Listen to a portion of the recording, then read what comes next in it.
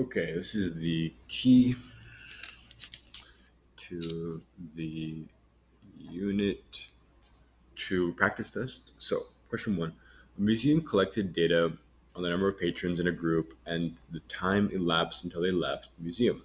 The manager computed a correlation coefficient of 0.95 between the two variables. What information does the correlation provide about the relationship between the number of patrons in the group and the time elapsed until the group left the museum? So this value right here, I mean, it's underlined for a reason. This 0.95 is my R. R equals 0.95. So remember, R varies from -1 to 1. Like if R is, this would be like R equals negative 0.85, for example. And this might be R equals, say, 0.75 would be something like this, right? So negative R means negative correlation, positive R means positive correlation, and the closer it is to 1, the closer it is to like perfect correlation. So let's see, the groups with larger patrons are associated with shorter times. Well, that doesn't make sense, right? Because it's positive. So as you got to also helpful is like to mark what we're measuring. So we're measuring time elapsed based on group. So your X is, this is your group size, right? And this is time. So as group size increases, time is increasing. So this doesn't make sense. And it doesn't make sense logically either. Like larger number of patrons, that doesn't make sense. There is no relationship, although that's not true either, because we got this high R value. Remember, it's out of 1 or -1. It says very close to 1, so that's high.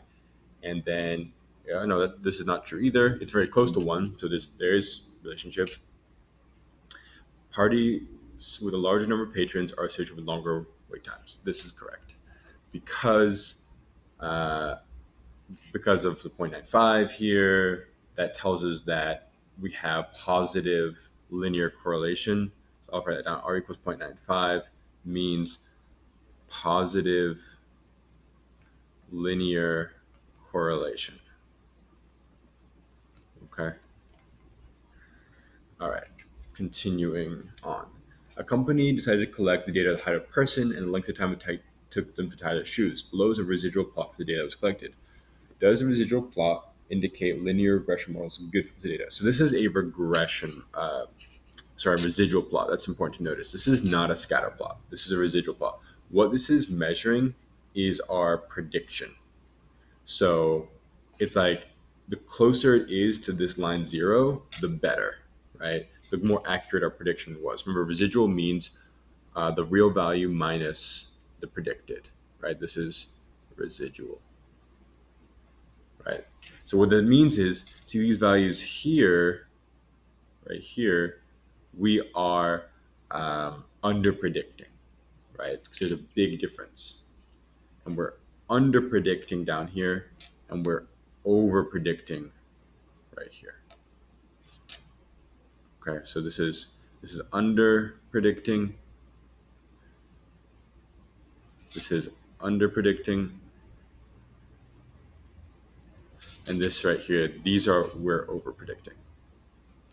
But the shape of this, because it's negative, right? Because the real values are below here, they're above here. What a good plot looks like, it should look something like this. It should look kind of even on both sides, balanced, not symmetrical, but like kind of even on both sides. That would be a good residual plot.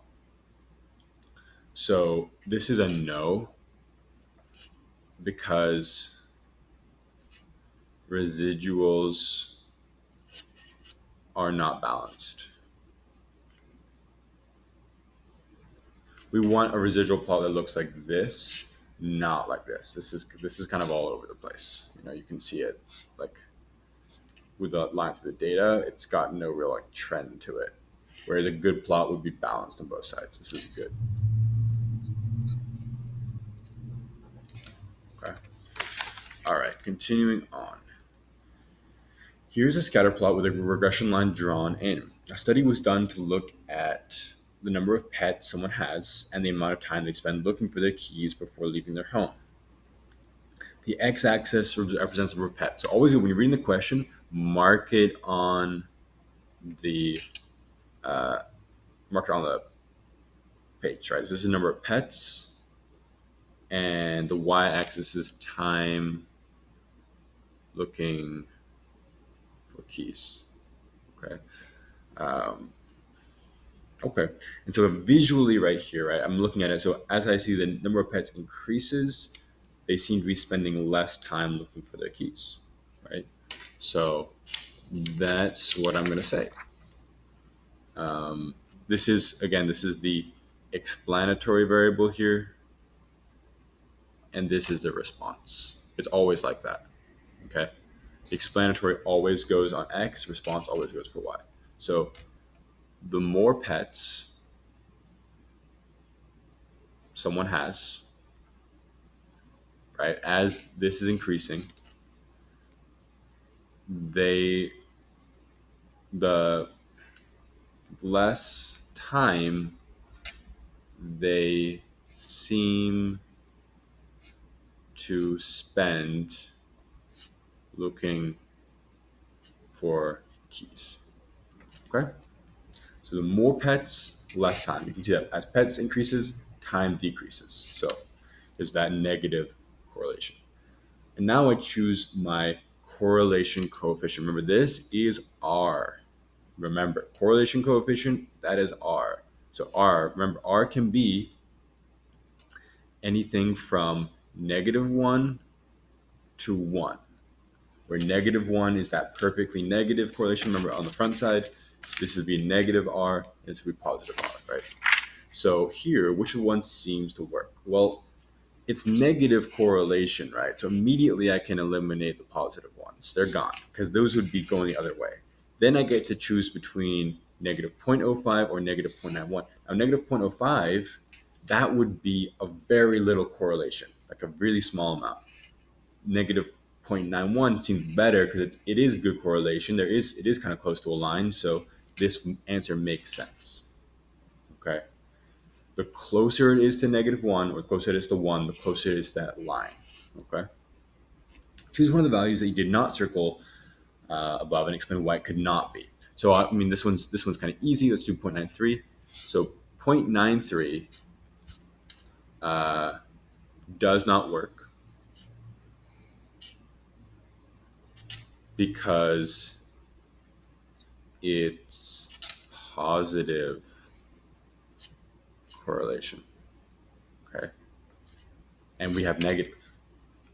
Also, I'll do it just for the sake, point 0.05, sorry, negative 0.05 does not work because it's close to 0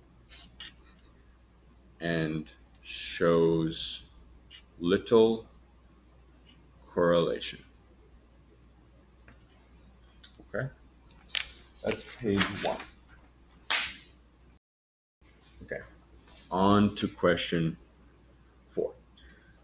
Can we predict how fast a tennis player can hit a serve from a player's height? The following computer output and scatter plot describes the regression of the fastest serve speed on the height in meters of 21 current male professional tennis players. Okay, so this one is done for you. We have height here. Remember, this is explanatory, right? This is response.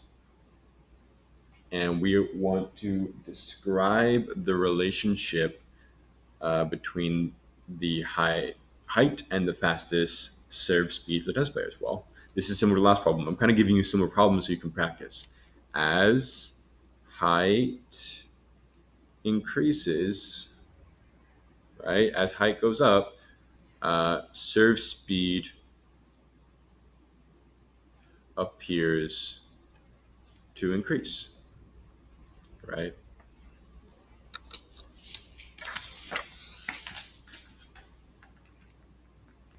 Okay. There is moderate positive linear correlation. Okay, now we're going to write our equation. So you need to understand how to read this output, because a lot of the output you don't really use, but we do use some specific values. So specifically, the coefficients here I care about. Remember, the coefficient of the constant I want, and the coefficient of the height. I want both of these. So your equation is going to be y hat equals a plus bx. And your constant coefficient is your a, and your height coefficient is your b. Okay, so when I write the equation down below here, I'm going to say y hat equals 68.81 plus 84.98x. Defining my terms, y right here is my predicted serve speed, okay? And x is my height in meters, okay? All right. Interpret the value r squared equals 27.7%. So r squared, this is, remember, r squared equals the coefficient of determination, whereas r, regular r, is correlation coefficient. They're different numbers, okay? So r squared I get from above. This value right here, this is my r squared, right? So my r squared says 27.7%. So that means 27.7% of the variation or variability in serve speed is explained by variability in height. Okay, so this is not a great linear model because this is the low percentage. So it's what it's saying is 27.7% of the variability of this of the serve speed is explained by the variability in the height. So essentially how much is height explain serve speed? That's what this is measuring. So this is not that great because it's low. Okay. Okay, continuing on more on this question. Predict the fastest serve of a professional tennis player who's 1.7 meters tall. So for this, I'm going to rewrite that equation so you can see it again. So it's y hat equals 68.81 plus 84.98x. What I'm going to do is take 1.7 and you're going to plug in for x. Okay, so what we get is y hat equals 68.81 plus 84.98 times 1.7. When you do this in the calculator, you'll get something close to 3.3 kilometers an hour. Okay, so comment on the reliability. Well, if we look at the data, if you look at where 1.7 would be, 1.7 would be like down here, right? It's pretty far away. So since it's far away, it's not that reliable. Okay. So since 1.7 is far away from data, it's not that reliable. But the focus is on this. Focus is on that prediction. Okay. So just plug it in to find it. What's the correlation between height and fastest serve speed? So the correlation is this value here. It's the 0.526. So you would get that if you need to. So we know r squared right, is 0.277. That comes from this, right? Sorry, this down at the bottom here, the R squared, 27.7%, that's 2.277. So what you do, you could square root 0.277 to get 0.526, and that's your R. So I gave you the R. You don't have to do that, but just so you know, like that's how you get R, 0.526. So this 0.526, what that shows is this means there's moderate positive correlation, right? Moderate to low. It's not great. Moderate to low. So and this is between height and surf speed. Okay. Last one here, we were calculating a residual. Calculate the residual for the player that is 2.06 meters tall and a fast surf speed of 230. So 2.06 is right here and surf speed of 230. So this point is roughly here. Okay, we can imagine we're kind of adding this point here and we're trying to find this residual. This right here, that's a residual. Okay, so to find the residual, we are going to do, remember, y minus y hat. This is actual minus predicted.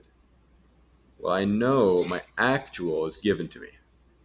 My actual surf speed is 230, right? Remember, these are the y values, the surf speed. But I need the predicted. So I'll find the predicted over here. So predicted, I'm doing the same thing I did at the top here. You're going to plug it in. So y hat equals 68.81 plus 84.98 times 2.06. And that should get me 243.8688. So that's my predicted. This is my actual. Now I just subtract them. That the actual was given to me here, and I got the predicted by plugging in 2.06 into the equation. This came into the equation, and I got my predicted. So subtract them. 243.8688 equals negative 13.8688. Okay, so this means, and you can see it visually here, is that we over predicted them, right? They're really down here, but we estimated they were up here. The player's fastest serve was 13.8688 kilometers per hour slower than predicted. That's what that means. So, not good. We were off by 13 kilometers an hour. Okay? That's question 4 done. Okay. Question 5. Scientists suggest that there may be an association between the number of times a person drinks coffee a week and cooks meals at home. Data is gathered from 75 people and presented in the computer output. So I'm giving you more practice on the same thing. Equation, least squares, regression line to find any variables you use. This is very similar to the last question. So again, you don't care about these values. You mainly care about the coefficient. And again, that equation, try this by yourself. You should, if based on the last question, you should be able to do this one by yourself. Y hat equals a plus bx. This constant comes out, that's our a. This variable coefficient, the cryo count, comes out, and that'll be my b. So I'm going to just rewrite that with those. And so it's going to be y hat equals 9.268 plus 1.4929x, where y hat equals predicted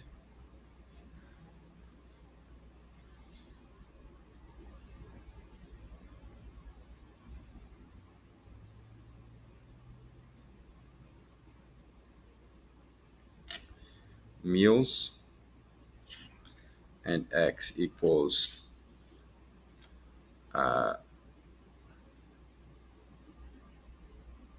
number of coffees. Okay, per day. So apparently, as coffees per day increases, your meals per day should increase. So it should be 91. Okay. This output is not matching the question, just for the record. So if that if that helps. Okay. So don't take it too seriously. Okay. This is just an example problem. All right. What does the value r squared indicate from the variables? So r squared, again, you just have to know how to find it. That's this value right here, 20.7%. You can see it right here where it says r squared, 27.7%. This is 20.7. It just means 20.7% of variation in meals a day is explained by number coffees per day. Okay, that's what that means. That's question 5. Question 6. Is it plausible that there may be a relationship between skin cancer mortality and latitude of skin cancer patients? 23 patients from various small towns were examined, and both their latitude and the town's skin cancer mortality rate were recorded. The data is displayed on the output below. What is least regression line? So same thing, same kind of question. I'm just giving you practice. You can tell this is going to be on the test. You have a what y equals that, a plus bx, and we get our constant. We plug it in for a. We get our coefficient here. We plug it in for b. Okay, so my equation would be y hat equals 389.19 minus 5.9776x. So because that's negative right here, you're going to have a negative here. And y hat will be your predicted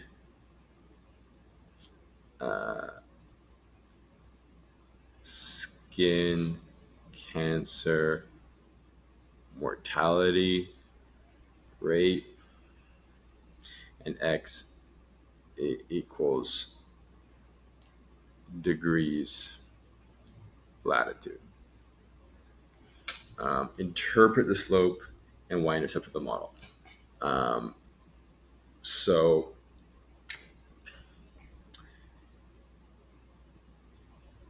slope is this value right here. Slope is this negative 0.59776. So this says slope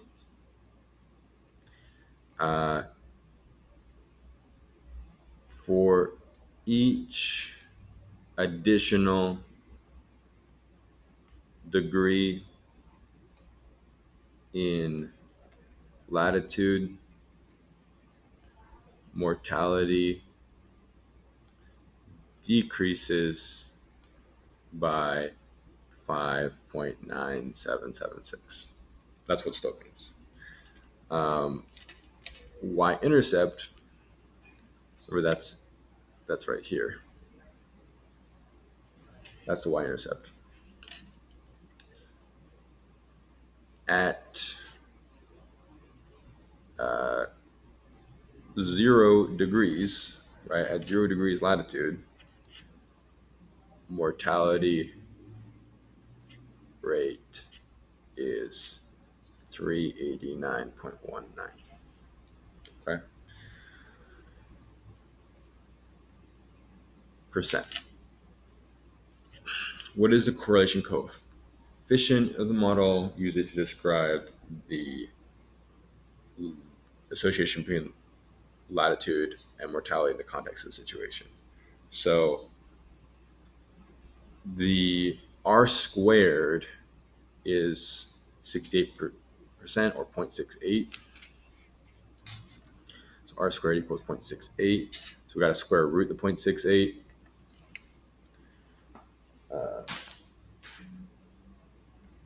Square root of 0.68 is 0.825.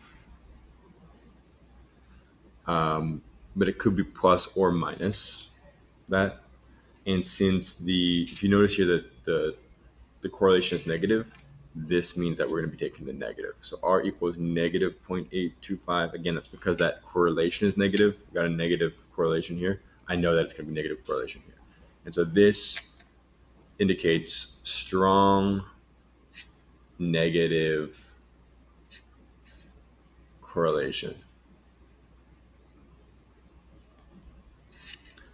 between skin cancer mortality and latitude. Okay. So again, I'm not gonna make you do the square rooting thing. I'll give you the R value. Okay, so don't worry about that. I'll give you the R value, but I need you to tell me based on R value, what's the correlation? Okay. Does the y-intercept make sense? No. So let's look at the y-intercept. The y-intercept was up here. It said that at 0 degrees, we have a mortality rate of 389.19%. That doesn't make any sense because having a mortality rate of 389% is not possible. Right? So mortality rate is saying like the percentage of people who die from skin cancer, right? So you can't have 389% of people dying. It's not possible.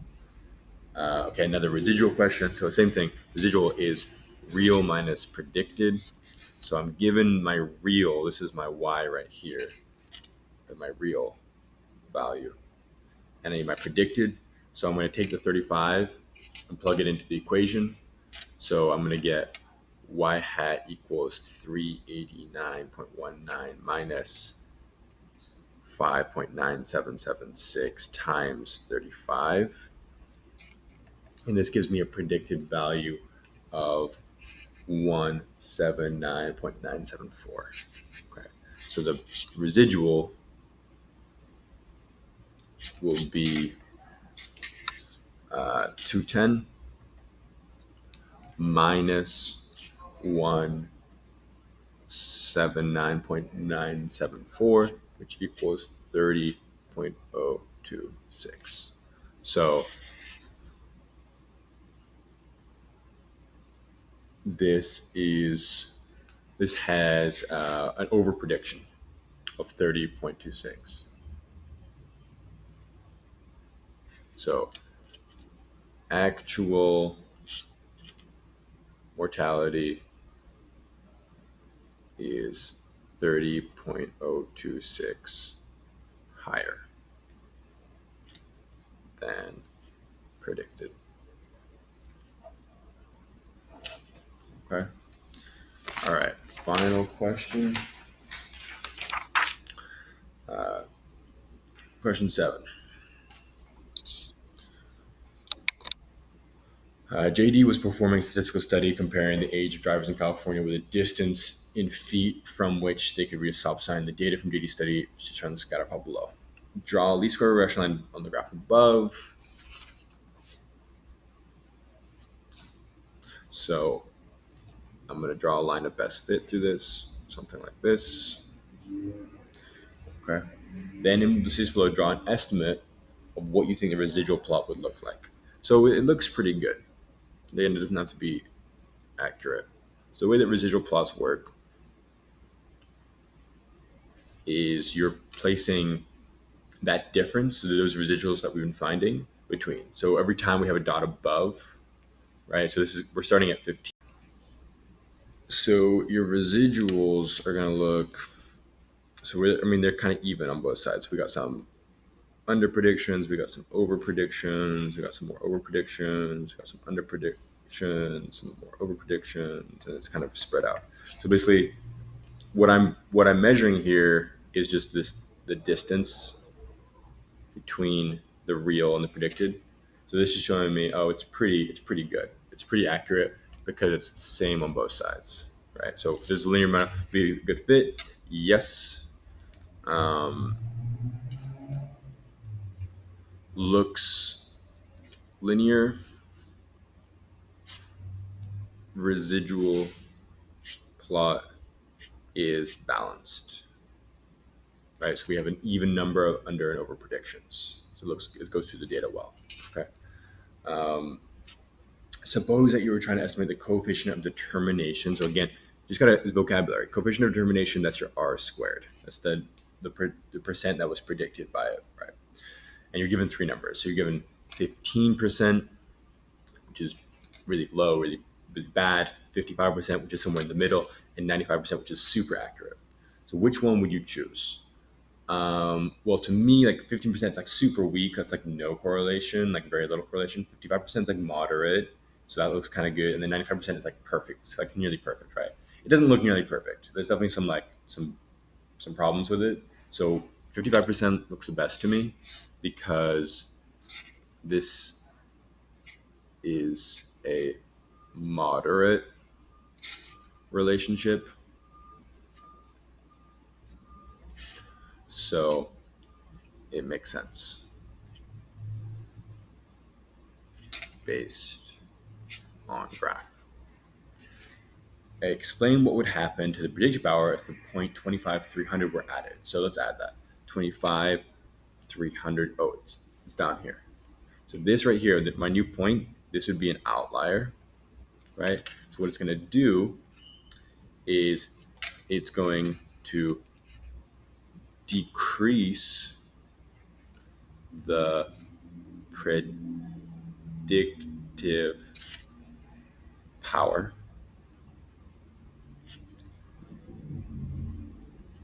because it is away from the trend. Right? If I put something close to the line, that's actually increasing the predictive power. If I put it away from the line, away from the trend, it's going to decrease the power. And that is the Unit 2 practice test.